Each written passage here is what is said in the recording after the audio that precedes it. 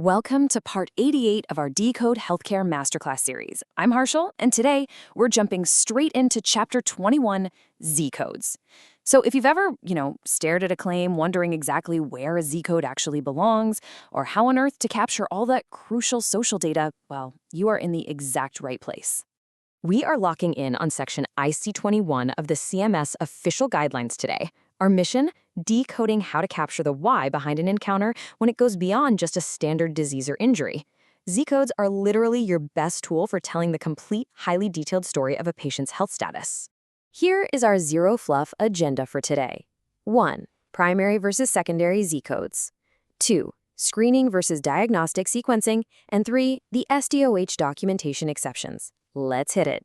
Coding Law 1. Primary versus secondary Z-code sequencing rules. Now, getting the sequencing wrong? Yeah, that's a fast track to a claim denial.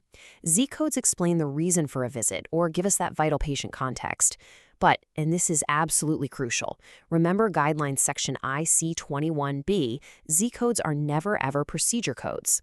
If you submit a claim with just a Z-code, the payer system will instantly kick it right back to you. Why?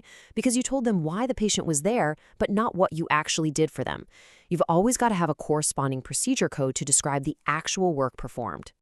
Take a look at this clear divide. On one side, we have codes that absolutely demand that first listed primary spot. We're talking Z00 for routine exams, Z01.81 for pre-op clearances, Z38 for newborn births, or Z51 for chemo. You just cannot bury these in secondary slots. But then, on the flip side, we have status codes, things like Z68 for BMI, Z79 for long-term drug use, or Z99 for machine dependence. These guys, they are secondary-only stacking codes. They're just there to provide essential context. So, let's say the primary reason for a visit is chemotherapy. Z51 gets listed first, no questions asked.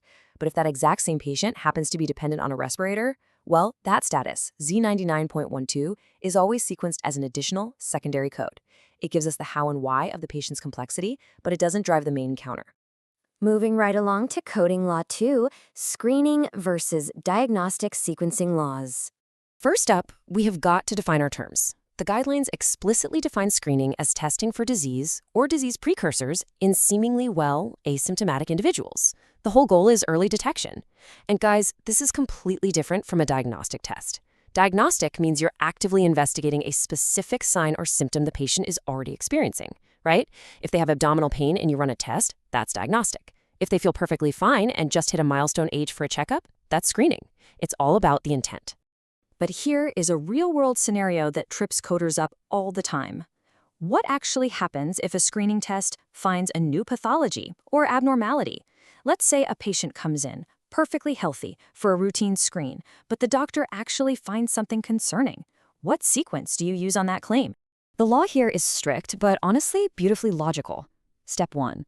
The screening Z-code leads in slot number 1, because, well, that was the original reason for the encounter.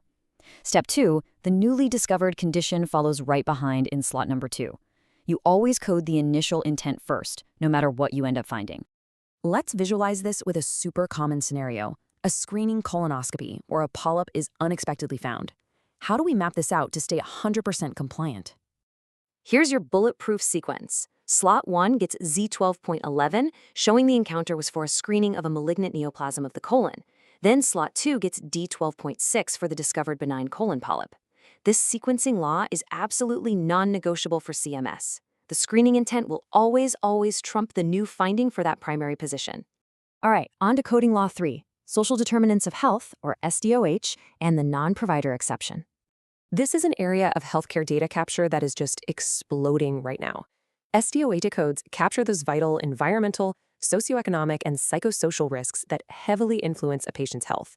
We're talking Z55 for education and literacy problems, Z59 for housing and economic issues like homelessness or food insecurity, and Z60 for social environment problems. Think about it. A patient dealing with severe food insecurity is going to have a much harder time managing a chronic condition like diabetes than someone without those barriers. Capturing these codes tells the whole story of their risk profile. Which brings us to a massive question. Normally, diagnosis codes absolutely must come directly from the patient's provider, right? The physician. But can we assign these specific SDOH codes based on notes from a non-physician, like a social worker or a case manager? Well, here's where CMS gives us a massive exception. Yes, we absolutely can. This official guideline explicitly states that because this is quote-unquote social information rather than a medical diagnosis, you can actually use documentation from other clinicians involved in the patient's care who aren't the primary provider. In a real-world workflow, it's like a giant puzzle coming together. Step 1. A caseworker documents unsheltered or homeless in the official record. Step 2. Thanks to this critical exception, the coder can pull that social data directly and pop Z59.01 onto the claim. You don't have to wait around for the attending physician to repeat what the social worker already verified. It makes capturing this data so incredibly efficient. To break it all down simply, non-physicians, like case managers, can document SDOH codes. Nurses and dietitians, they can document BMI, which falls under category Z68. But standard medical diagnoses still strictly require the attending physician's documentation. So a nurse might give you the BMI number, but the doctor still has to give you the clinical diagnosis, like obesity. Now hold on, there is one major caveat here. If there's ever conflicting documentation, say between a social worker's notes and the physician's notes, you can't just guess or pick one over the other. You must query the provider for clarification before assigning that code. Accuracy is always king. And that brings us to our masterclass outro and teaser.